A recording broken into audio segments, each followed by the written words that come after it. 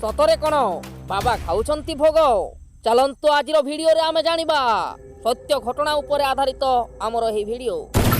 ओडिशा राज्य बलांगीर जिला पाटनागढ़ ब्लॉक अंतर्गत दलदली बाबा काशेश्वर मंदिर मंदिर रे स्वयं खाउछंती भोलानाथ।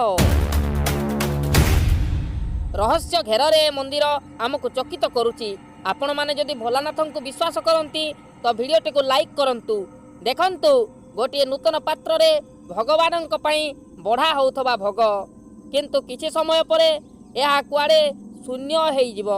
भल भाबरे देखंतु पात्र रे थिबा गोटे पार्श्व रे भोग खाली अछि ताहाले सतरे भोलानाथ भोग ग्रहण करूछंती।